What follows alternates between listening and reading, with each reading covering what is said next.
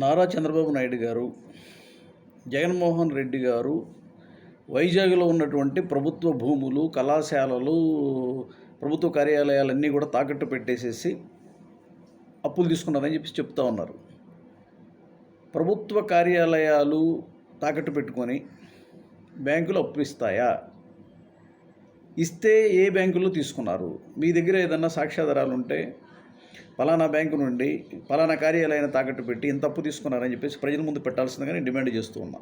ఎందుకంటే తప్పుడు ప్రచారాలతోనే తెలుగుదేశం పార్టీ అధికారంలోకి వచ్చిన తర్వాత కూడా అబద్ధాలు ప్రచారం చేస్తూ ఉన్నారు.